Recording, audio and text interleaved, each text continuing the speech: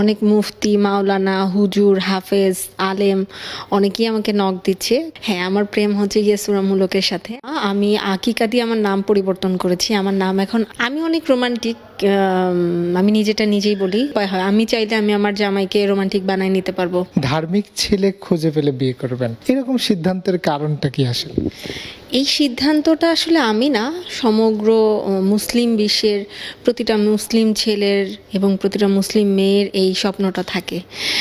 So ধার্মিক বলতে 5 ওয়াক্ত নামাজ পড়বে। আমি যেহেতু নামাজ পড়ি, সো আমি আশা করি যে আমি একজন নামাজি ছেলেকেই মানে জীবনসঙ্গী হিসাবে চাই। এরকম ছেলে কি বিয়ের জন্য কোনো প্রস্তাব দিয়েছে? হ্যাঁ, অনেক মুফতি, মাওলানা, হুজুর, হাফেজ, আলেম অনেকেই আমাকে নক দিচ্ছে। তো আসলে যতই কথায় আছে না যে লটর ফটর ঘটর ঘটর করি না কেন, সো বিয়েটা আসলে যার সাথে রিজিকে আছে বাধা, ফিক্সড, আল্লাহর তরফ থেকে জন্ম মৃত্যু বিয়ে 3টা জিনিস আসে, সো তার সাথেই আমার বিয়ে হবে।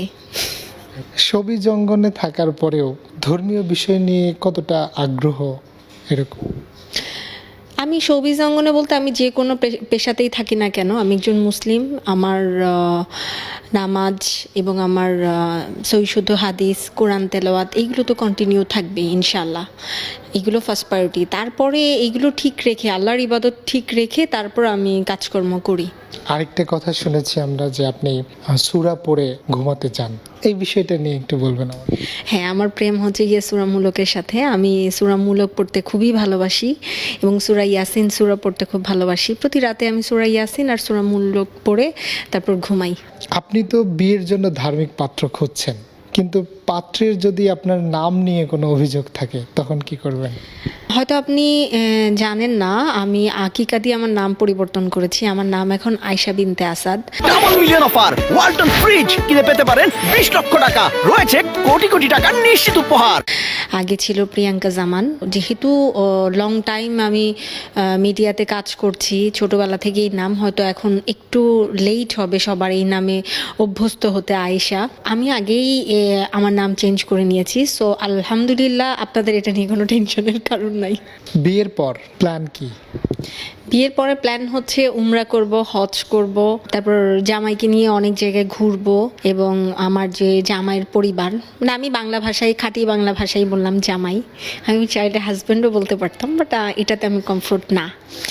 জামাইয়ের পরিবার নিয়ে থাকবো, জামাইকে নিয়ে থাকবো, আর মিডিয়া থেকে ইনশাল্লাহ বিদায় নিব এবং সম্পূর্ণরূপে পরিবর্তন হয়ে যাব ইনশাল্লাহ, যদি আল্লাহ আমাকে হেদায়েত দেন। কিন্তু আপনি তো বলছেন যে আপনি অভিনয় করতে এসেছেন, বিয়ের পর কি অভিনয় ছেড়ে দিবেন একেবারে? আমি বলেছি আমি অভিনয় করতে এসেছি এবং আমি অভিনয়টাই শিখছি। যতদিন আমার মানে মন মর্জি বা আমার যেহেতু আমি এটাই পারি, এটাই বুঝি, আর তো কোনো কাজ পারি না আমি তেমন। সো ইনশাল্লাহ এটাও ছেড়ে দিব। যদি হাজব্যান্ড পছন্দ না করে, মানে জামাই পছন্দ না করে, তাহলে ছেড়ে দিব।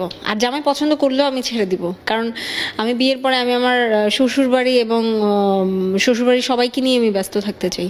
ধার্মিকের পাশাপাশি কেমন ছেলে আসলে পছন্দ? আপনি কি রকম ছেলে বিয়ে করতে চান আসলে? কেমন ছেলে বলতে, আমার কপালে যেমন জামাই আসুক না কেন, আমি সেটাকেই সাজায় গুছায় পরিপাটি করে নিজের মতো করে নিব। সিনেমা বা অভিনয় জগতে আছেন, অনেকটা রোমান্টিক অভিনয় করেন, জীবন সঙ্গী যদি রোমান্টিক না হয়? আমি অনেক রোমান্টিক, আমি নিজেটা নিজেই বলি। তবে আমি জানি আমার লাইফে বেরসিক এবং আনরোমান্টিক কোনো জামাই আসবে, এটা একদম 100% আমি নিশ্চিত। সো এটা নিয়ে আমি টেনশন করছি না, কারণ ইচ্ছা থাকলেই উপায় হয়। আমি চাইলে আমি আমার জামাইকে রোমান্টিক বানায় নিতে পারবো, কোনো সমস্যা নাই। এখন পর্যন্ত যারা আপনাকে বিয়ের জন্য প্রপোজ করেছে বা বিয়ের জন্য আপনাকে যেসব মুফতি মাওলানারা বলেছে, মানে তাদের চাওয়া কি আসলে আপনার কাছে, এরকম কোনো কিছু বলেছে? আমি তো এখন পর্যন্ত কাউকে রিপ্লাই করি নাই, মানে আমাকে যে কিছু বলবে সেই অপশনটাই তো দেই নাই। কারণ যে আমাকে পাবে সম্পূর্ণ পরিপূর্ণ একটা, মানে শুধু সুন্দরী বউ হিসাবে না, একজন পরিবর্তনশীল বউ পাবে এবং খুব Lakshmi, cute, sweet, lovely, pretty একটা বউ পাবে। আপনি তো ধার্মিক চাচ্ছেন, হুজুররা কি আসলে এরকম পছন্দ করে আপনি যেরকম থাকতে চাচ্ছেন? তারা আরও বেশি পছন্দ করে। কেন মনে হয় এটা? মনে হয় না, প্র্যাকটিক্যাল, মানে আমি দেখেছি, আর টুকটাক তো এক্সপিরিয়েন্স আছেই। কিরকম এক্সপিরিয়েন্স শেয়ার করেন? ক্যামেরার সামনে বলবো না, অন স্ক্রিনে এসব বলা যাবে না।